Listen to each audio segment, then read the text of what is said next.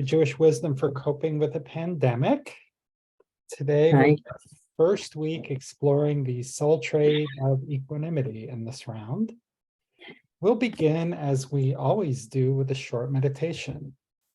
I invite you to close your eyes and get comfortable in your seat, maybe rock back and forth a little bit.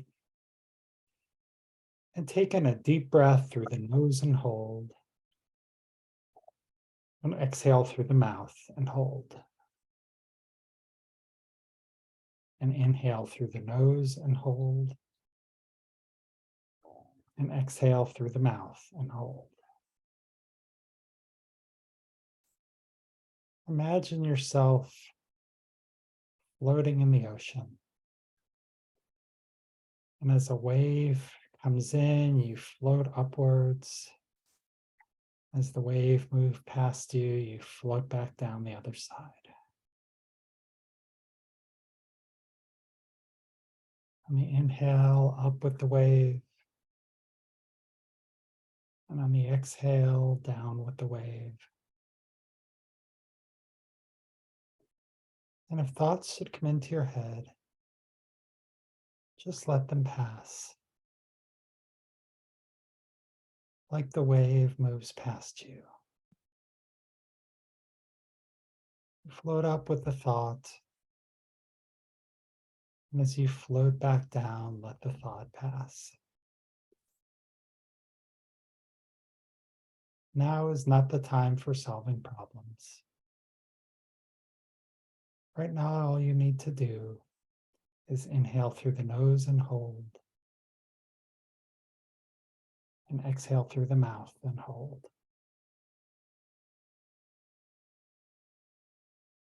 And on your next inhale, as you float up to the top of that wave, say to yourself, Shema. And on the exhale, listen. Shema. Listen. And Shema, we're listening deeply, without judgment, without offering advice. In Shema, we are listening with an open heart. Shema, listen.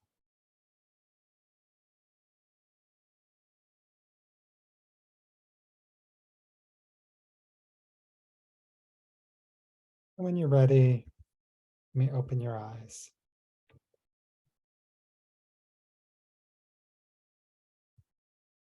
Hey, Nancy and Marianne, welcome. So nice to see you.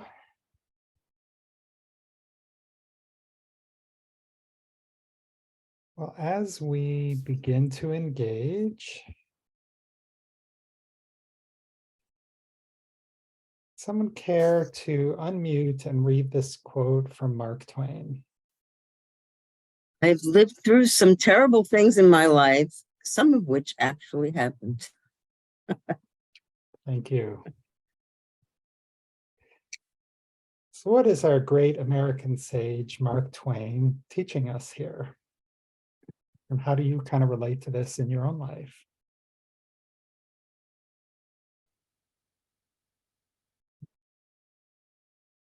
Well, I mean, to me, it seems like a lot of bad things people conjecture in their minds. It's not reality, really. Yeah, conjecture in the mind, not reality. Sue. I was going to use the word perspective, which, yeah, some things, and I think it changes too. You might think something is really bad at the moment, but then it turned you with perspective later on, you realize it wasn't that awful. And sometimes we even learn from those things that are seemingly so bad later on, that it was a lesson. Yeah, we can gain perspective, with time, that maybe that wasn't quite as bad as it seemed it was going to be, or as it felt when I was going through it. Love that. Thank you. Paul. Yeah, so I think for me, I have a habit of trying to anticipate the worst in a situation, and that can be just a solid dive to the bottom of whatever muck I can bring up about myself.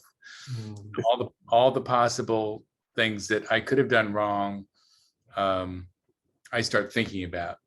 And one thing I have been learning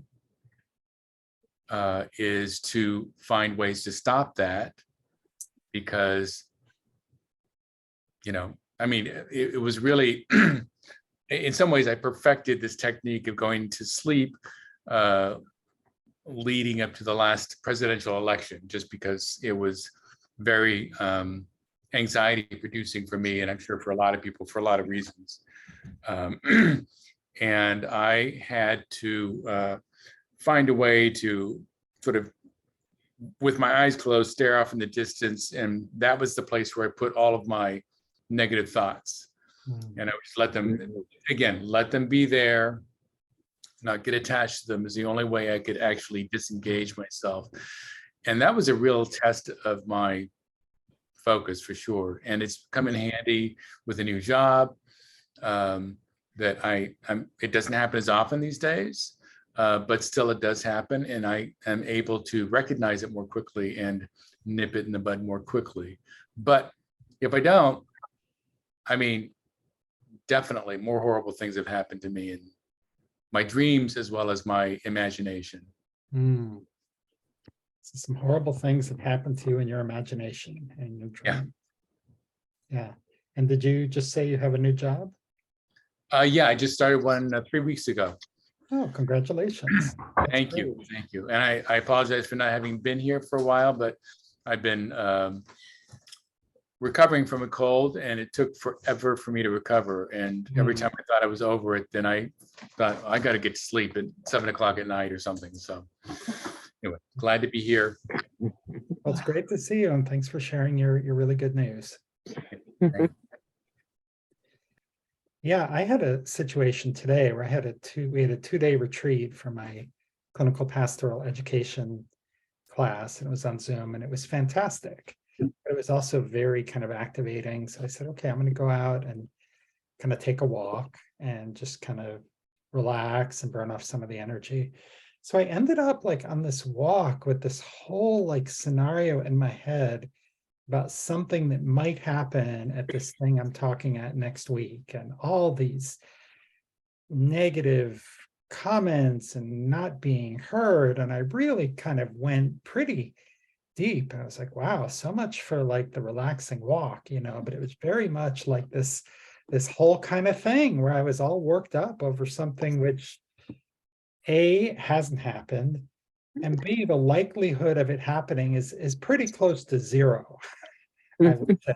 So, but somehow, words we've heard is kind of imagination and other things. Like that's the negative part of imagination, that sometimes it can spin these webs that can just be a little hard to get out of. Hang on, speaking of get out of, I gotta let my cat out of the room.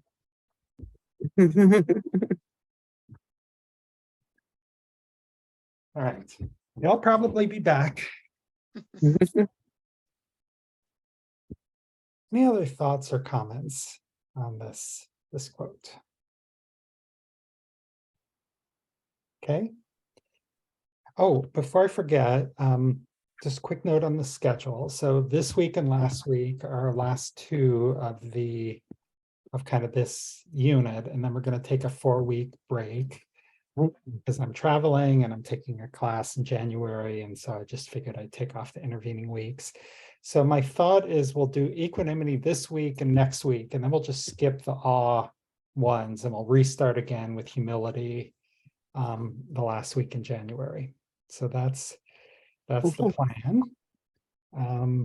Okay, so yeah, so let's go in a little bit deeper. Okay. So may I have a volunteer to read this first bullet?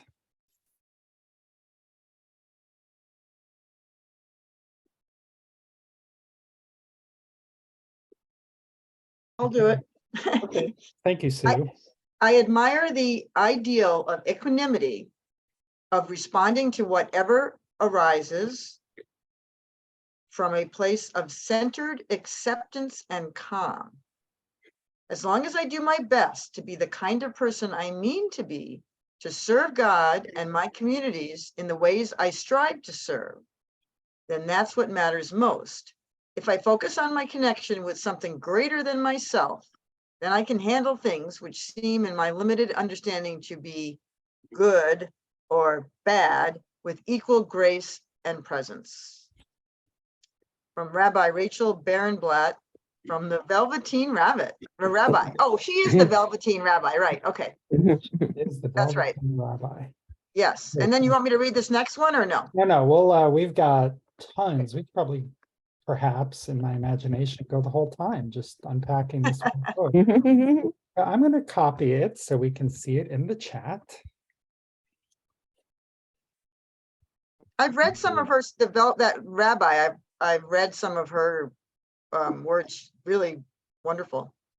She is. She's got a wonderful blog, and she's kind of one of my go-tos where I'm looking for another perspective or a woman's perspective.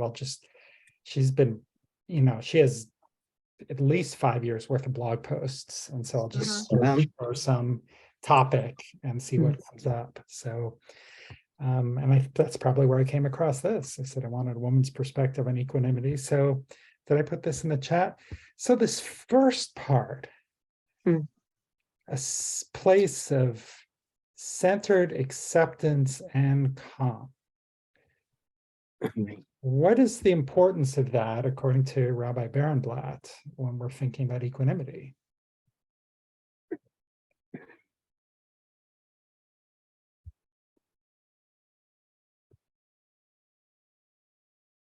Yeah, Sue. Well, it seems to be if you're in a place of calm or peace, then you can handle anything that comes at you. That's kind of what I'm taking from it. Acceptance and calm. And then when things come at you, like you're not going to go up on the wave or down on the wave. You're kind of riding the wave. Yeah. Yeah, no, that's well said. How do other people relate to this? What are some images that come in your mind about kind of being in this place? Yeah, Carrie.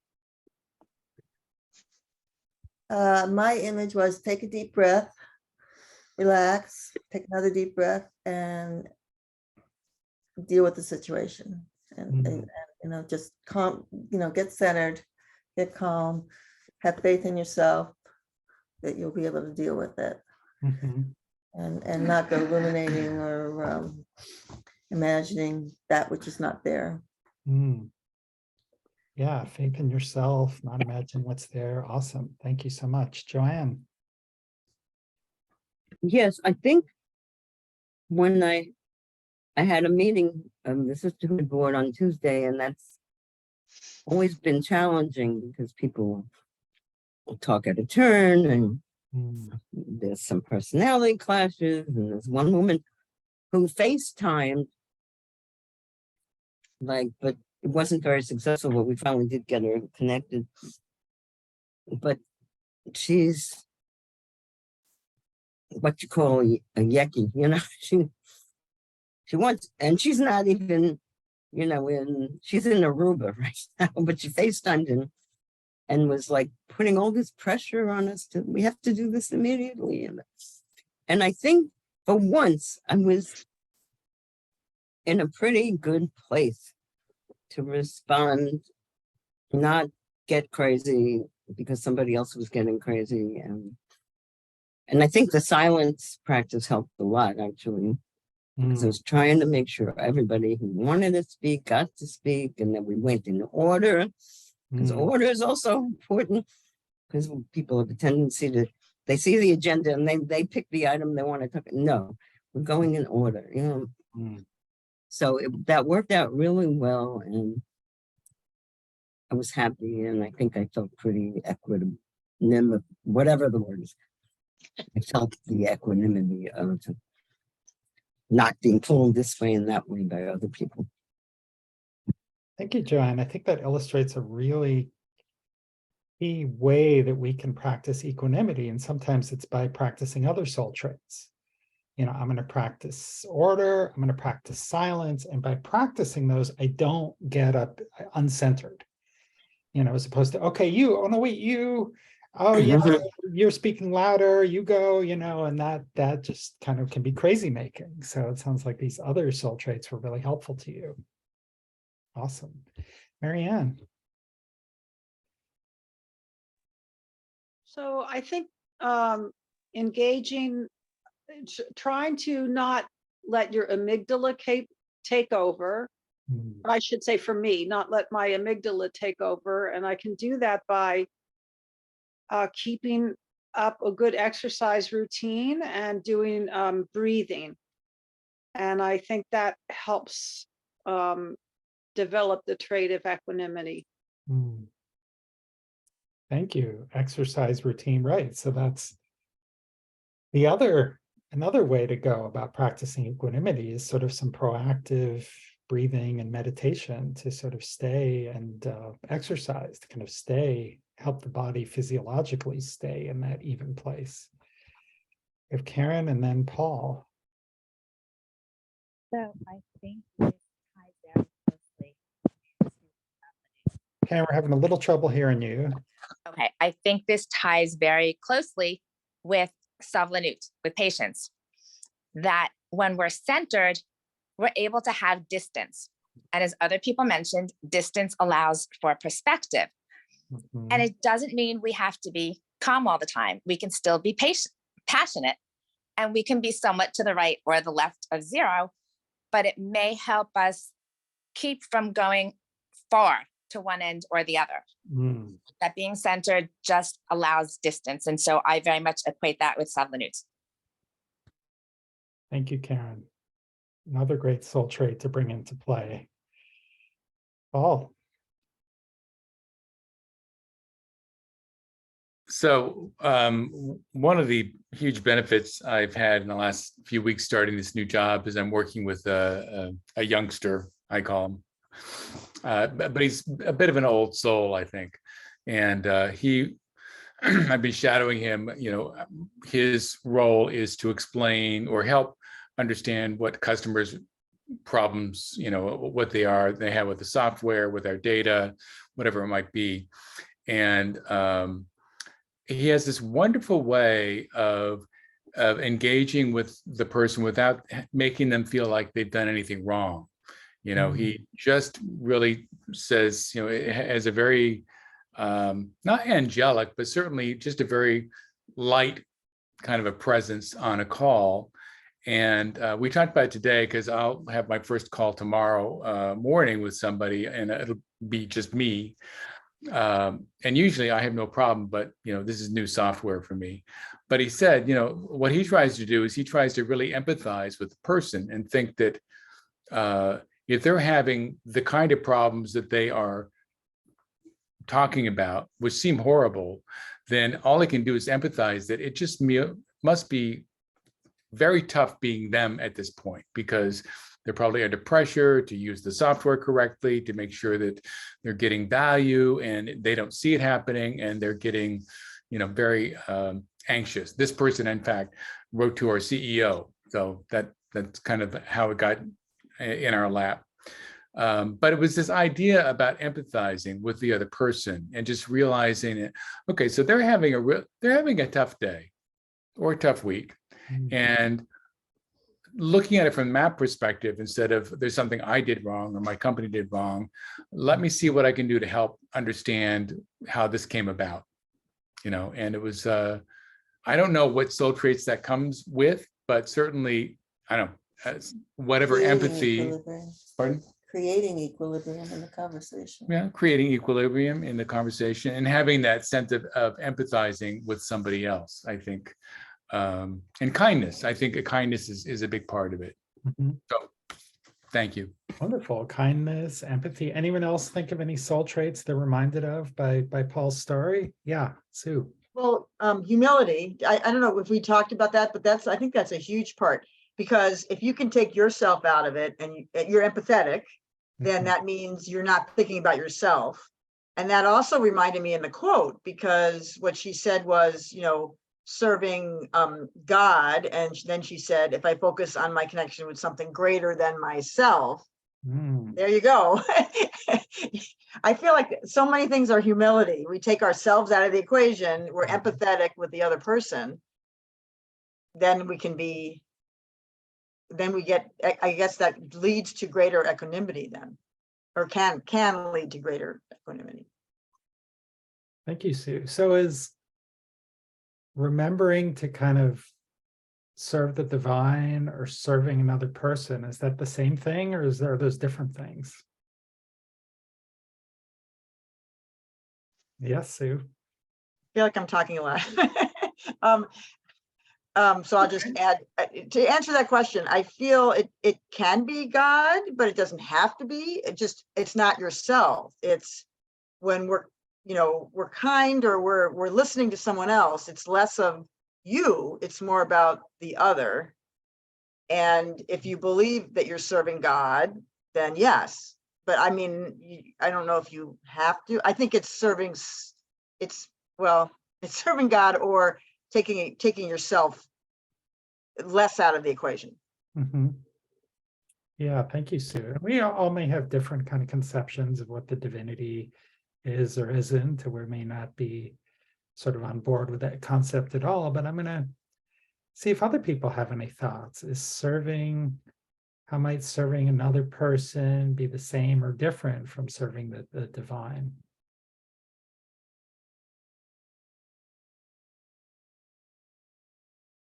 Yeah, Carrie.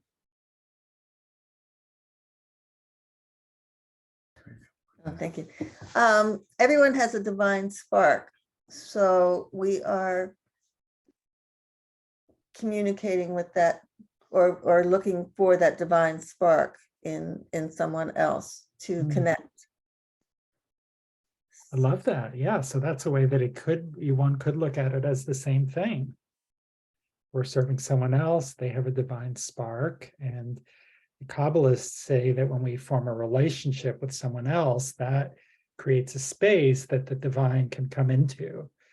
And it's something which, when we're in unity, we can't, we don't get that same kind of divine connection. And when we're in relationship with someone else, and also the Torah, the Hebrew Bible, or the first part of the Hebrew Bible, the first letter is a bet, the second letter of the alphabet. And so it's like, well, why doesn't it begin with Aleph, the first letter? And the Kabbalists say it's because bet, it represents the number 2. So it's because you need to have 2 people to sort of create the sacred. Okay, so we've talked about the first 2 parts of what she said. Centered acceptance, and then serving the divine. And then what about this third part? My limited understanding to be good or bad, I can handle things which seem in my limited understanding to be good or bad. What is she talking about? Do you agree, disagree with that?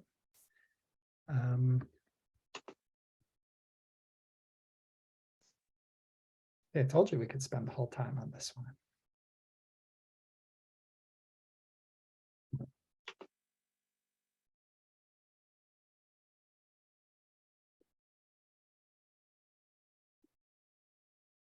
Stephanie, you look like you've been percolating on this one a little bit. You can pass if you like, but I haven't heard from you in a while. I'd love to hear what you think.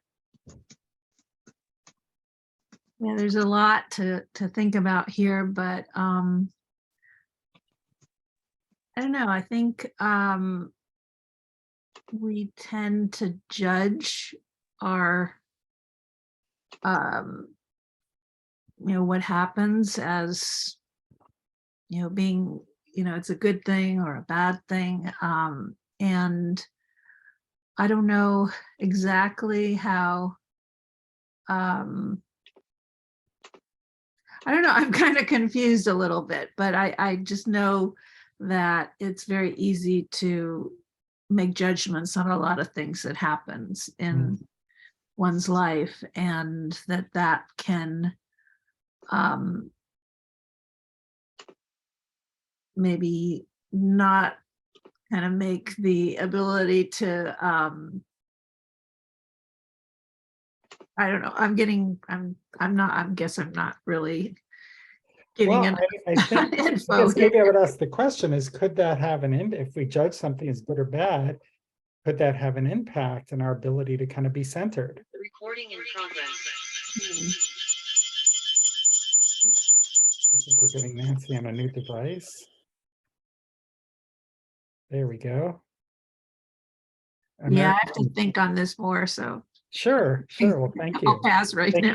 Thank you for getting us started. Marianne, what do you think?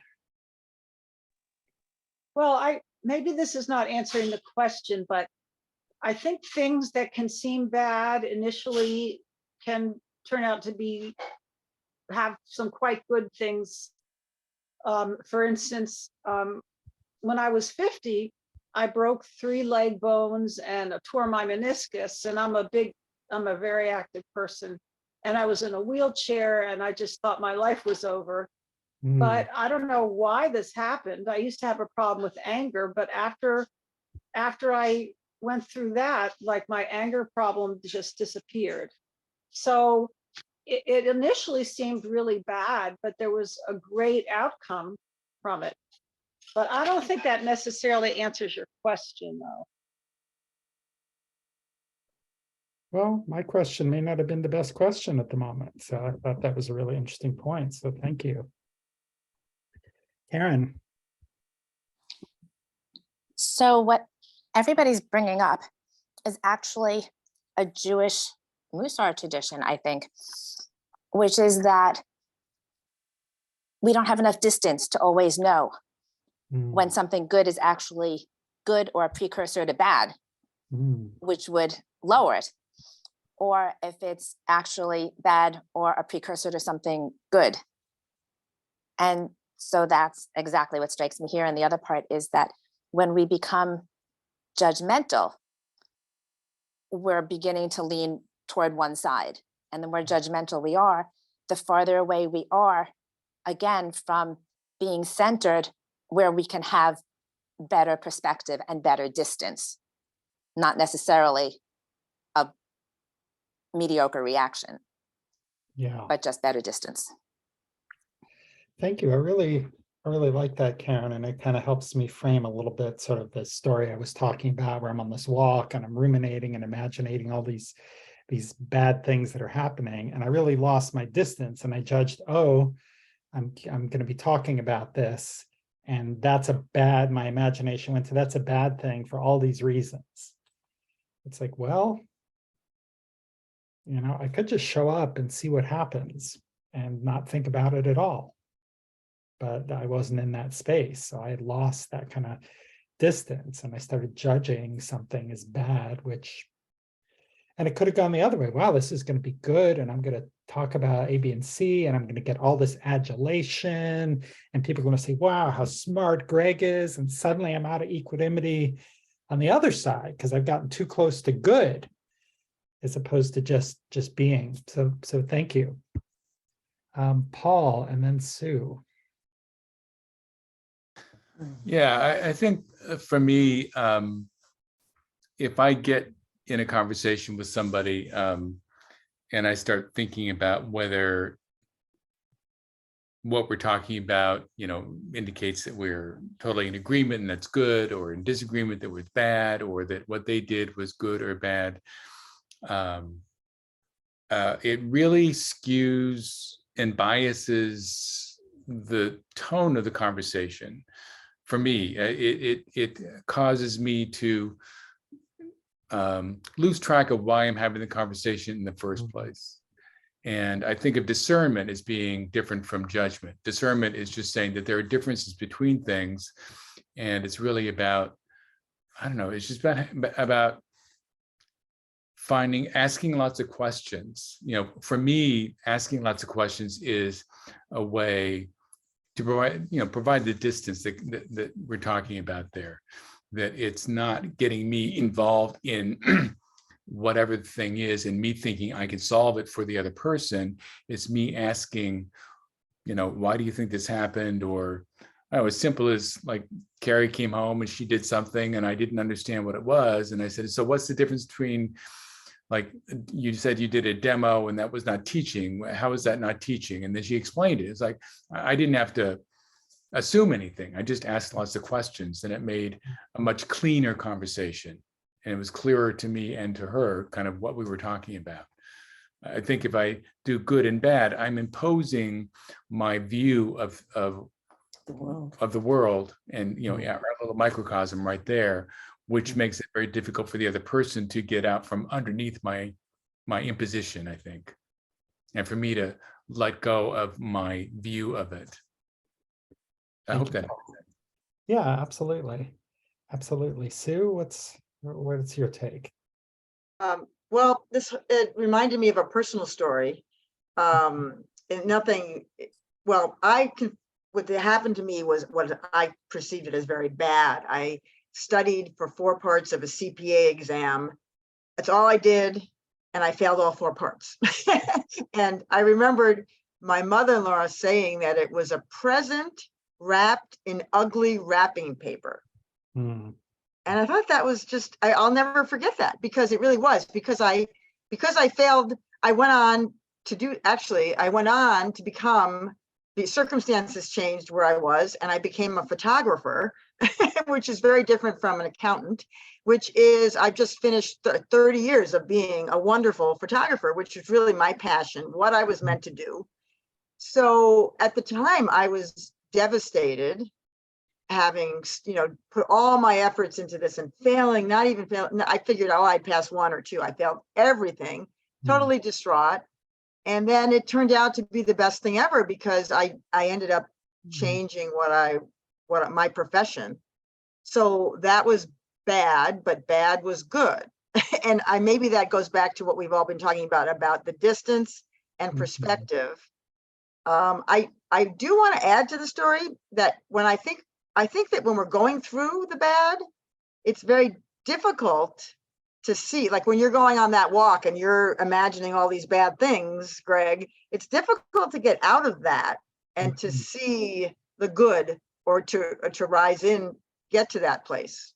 So that would be my question then. How do we get to that place when we're right in it? I can, distance later is okay, but I think that's hard when we're in that moment of being a badness. Yes. Yeah, absolutely. And I think that is, I think let's come back to that question, because that is,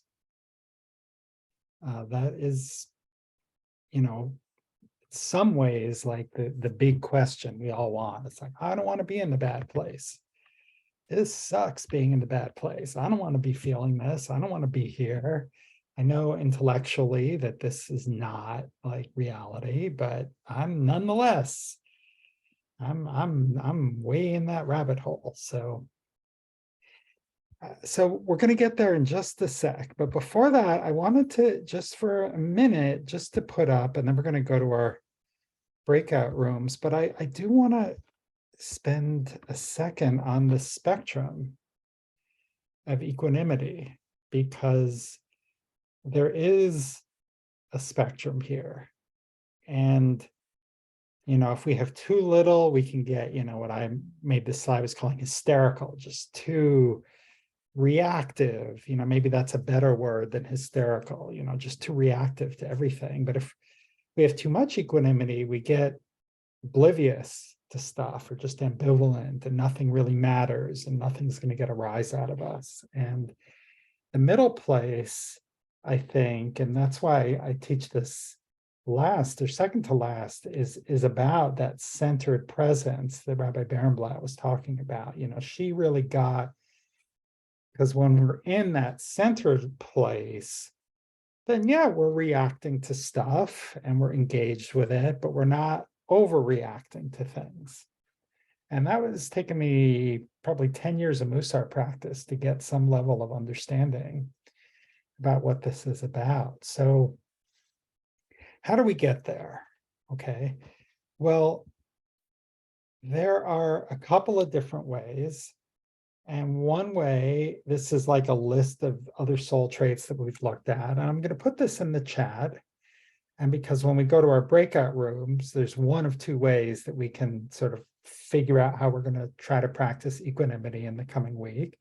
And so one is, okay, there's a situation and I'm going to bring a soul trait to help me deal with that. You know, all right, I'm going to focus on loving kindness to help me deal with the irate customer. You know, I'm going to focus on order to help me manage, you know, the sisterhood meeting, you know, and so that's one way. The other way is just to directly, what I call directly practicing equanimity, where I'm going to do meditation or some kind of mindfulness, where I'm going to proactively just try to be centered. And I think the more that we can kind of do these centering practices, the more likely we are to be able to deal with whatever comes at us. Because sometimes you see the wave coming from a long way out, and oh, here it is. And then sometimes it's, you know, what they call, you know, for those of us who live next to the Pacific Ocean, they call them the rogue waves.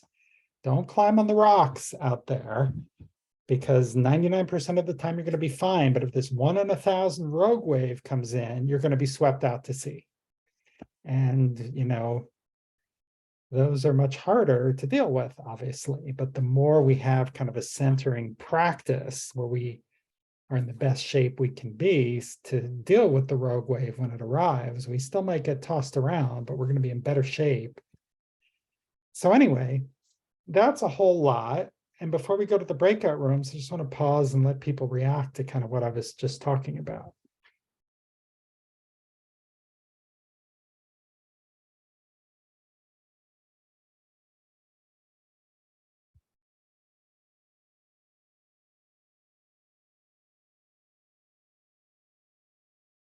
So we just head for the breakout rooms then?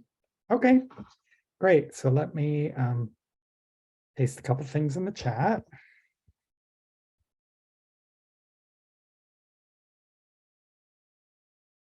First, here's the kind of summaries of different soul traits that we've worked on. Then here's kind of here's the discussion points.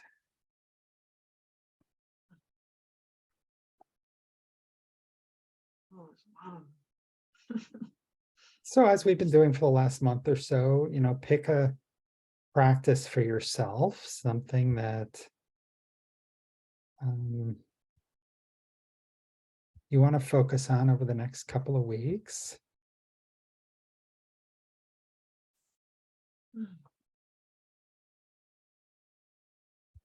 Okay, so the rooms are open.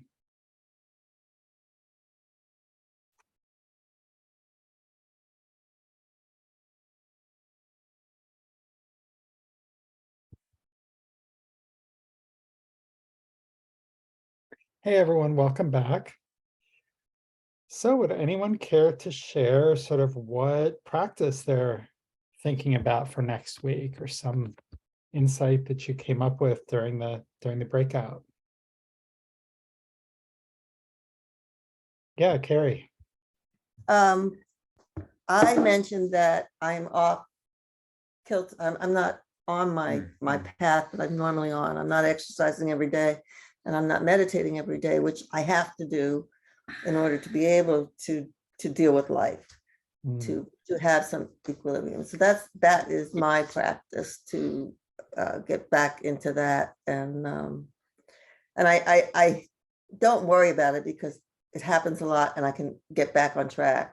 So I don't beat myself up for you know, losing it. But that's real big for me, to be able to deal with the And you world. also mentioned something about saying no more. Oh yeah. I'm gonna say no more. So that I'm really stressed out right now. So I have to start saying no a lot more. What trait is that? What trait is saying no? It's not silence, because I'm Could be silence. It could be order, Hmm. because when I, Order, it could be silence. We could probably name half a dozen, yeah, you yeah, know, soul traits. So the one that makes the most sense for you is right. to support you in this. Order, probably order, Cool. because Great. it puts life out of order. Nice. Okay. So some direct practice of equanimity and some indirect through practicing order. Anyone else care to share? Yeah, Joanne. Yeah, so I think I decided to continue what I talked about. So like a bunch of soul traits like silence, humility, order, Mhm. trust, as opposed to trying to control anything. And also, well, I do meditation, Mhm. you know, and I've been walking, so that's been good. Excellent. Thank you, Joanne. Yeah, Sue.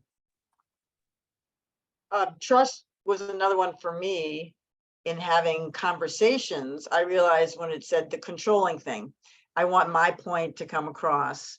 So to Mhm. kind of take a step back and do more listening, which I guess silence comes into that as well. I was really, looking at all of them, I was astonished that all of them kind of can fit, to get to be calm.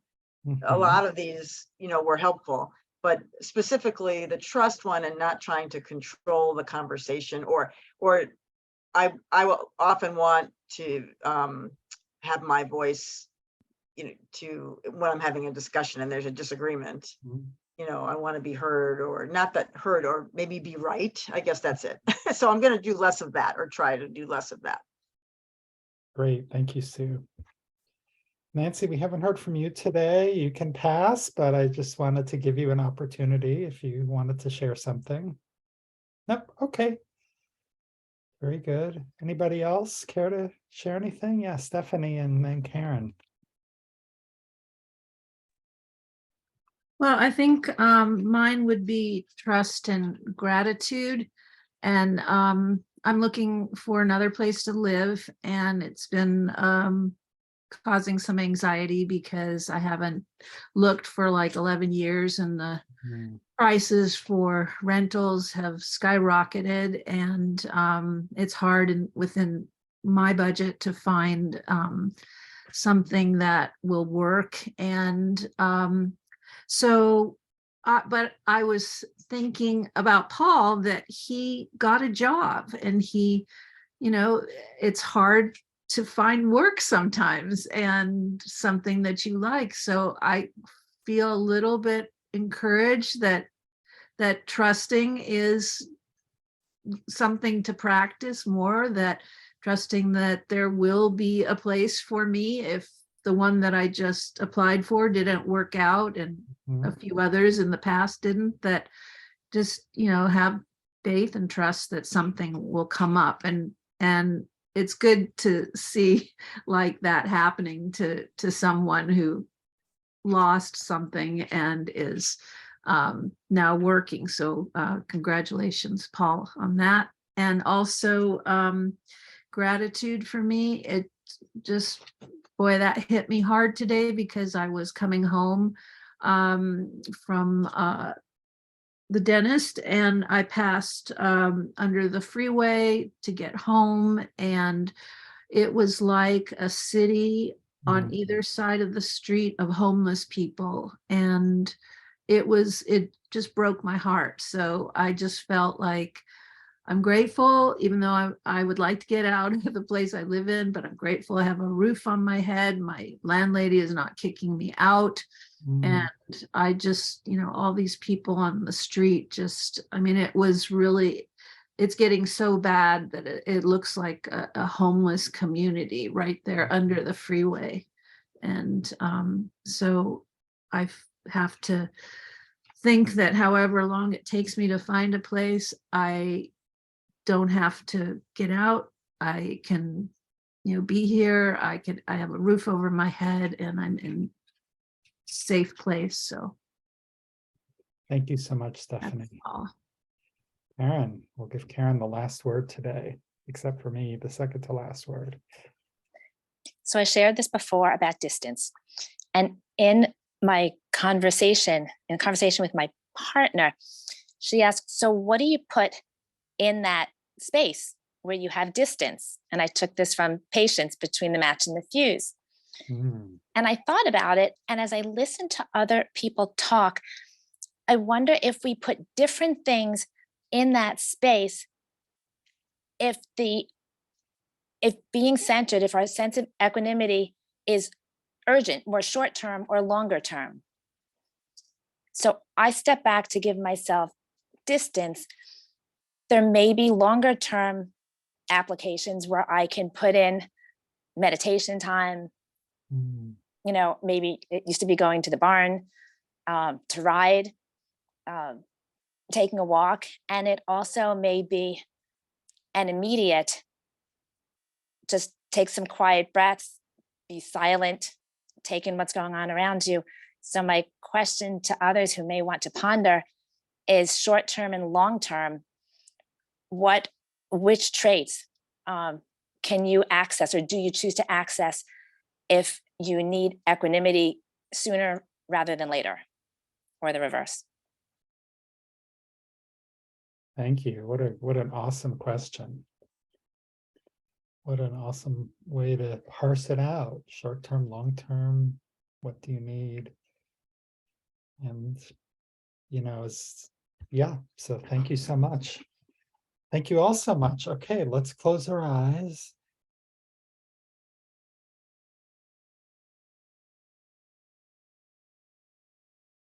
And today, I'll just leave some space.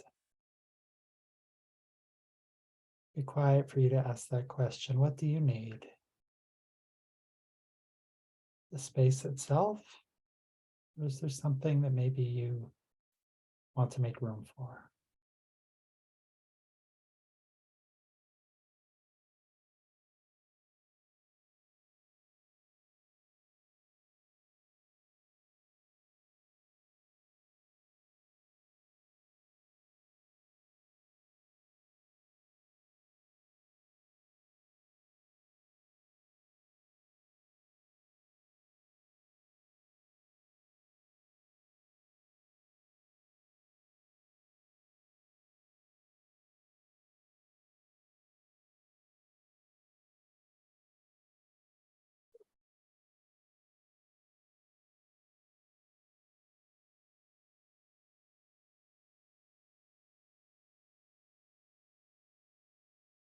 When you're ready, you may open your eyes.